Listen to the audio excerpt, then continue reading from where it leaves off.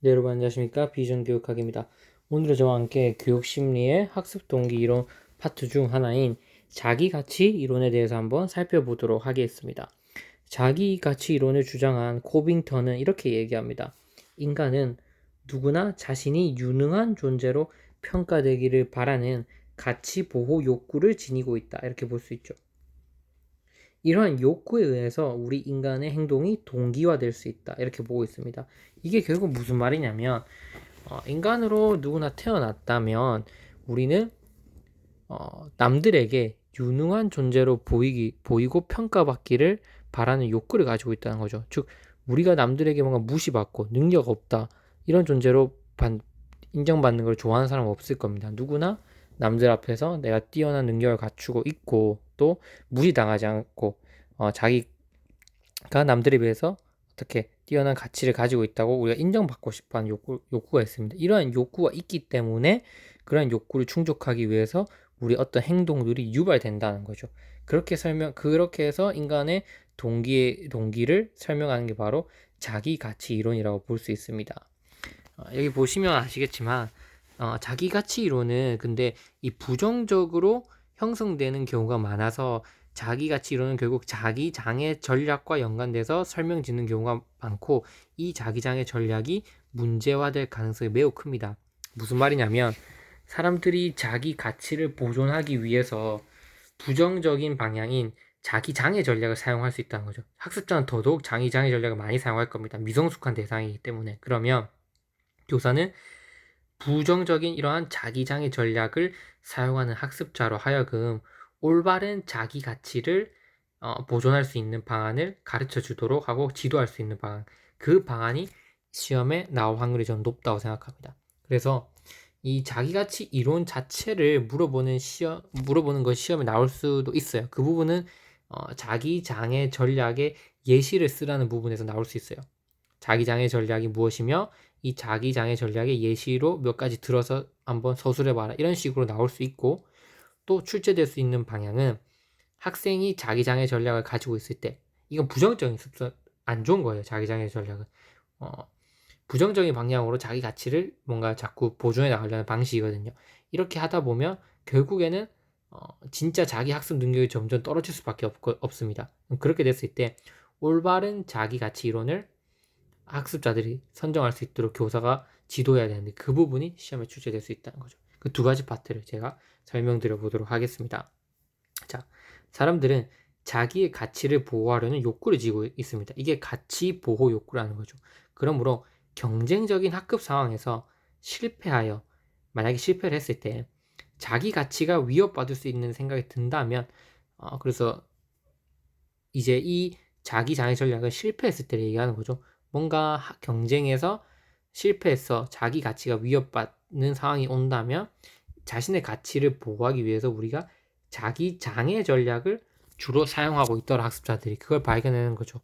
왜 자기 장애 전략을 쓰냐면 우리가 학습 실패의 원인을 능력 부족으로 만약에 한다고 우리가 가정을 해봅시다. 즉 특히 능력이 부족했기 때문에 내가 실패했다고 지각을 하게 될 때 우리는 가장 큰 수치심과 괴로움을 느낀다는 거예요.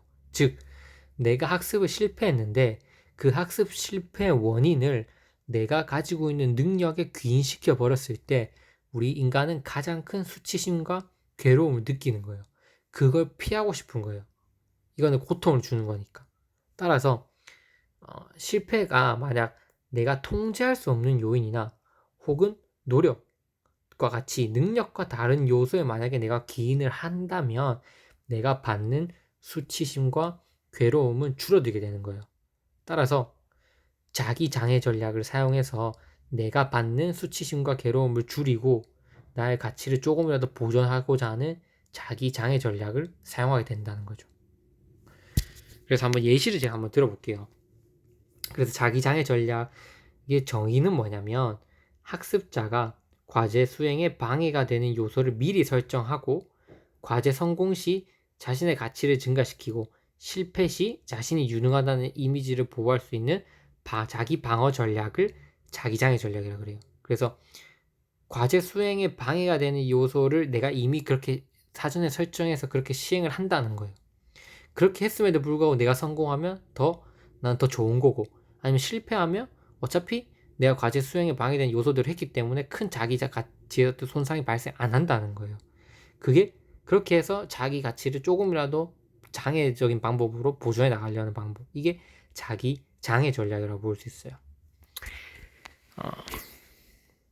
좀 어려운 개념일 수도 있지만 그래도 이 자기 장애 전략의 정의가 무엇인지 명확하게 알고 계셔야지 이거를 어떻게 긍정적인 자기 가치 보존 방법으로 나아가는지와 잘 연결시킬 수가 있습니다.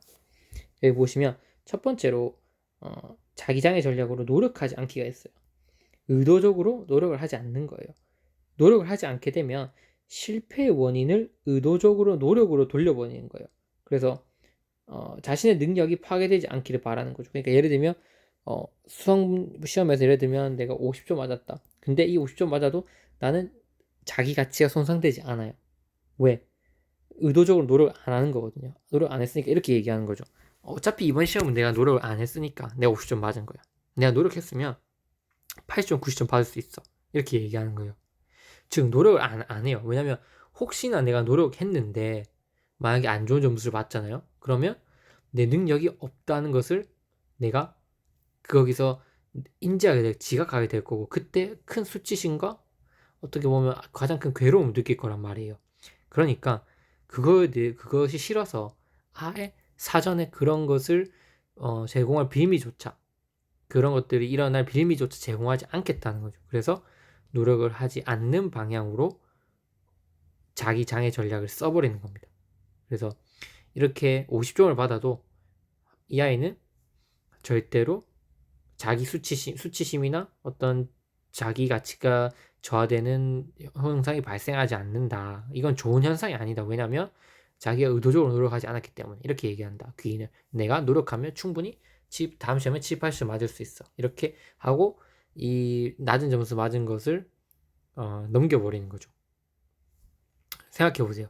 이런 방식으로 계속 학습이 이어져 본다고 생각해 봅시다. 그러면 결국 이 아이는 결국 자기 능력은 계속해서 저하될 거예요. 그렇게 되면 결국엔 어느 순간에는 이렇게 계속된 실패를 경험할 거고, 이런 자기 장애 전략을 쓰더라도 자기 가치를 보존할 수 없는 지경에 이르게 될 거고, 그 이후에는 뭐에 빠지게 되냐면 학습된 무기력에 빠지게 된다는 거죠. 그래서 자기 장애 전략은 부정적인 것이고, 이것을 선순환고리로 바꿀 수 있는 어떠한 교사의 지도가 반드시 필요하다. 이게 바로 자기 가치론이 시사하는 바다, 이렇게 볼 수 있습니다. 다 이해하셨을 거라고 봅니다. 자, 두 번째 인상관리 전략이 있죠. 이제 강의가 길어질 수 있기 때문에 강의를 끊고 우리 다음 이 인상관리 전략과 나머지에 대해서 한번 설명 드려보도록 하겠습니다.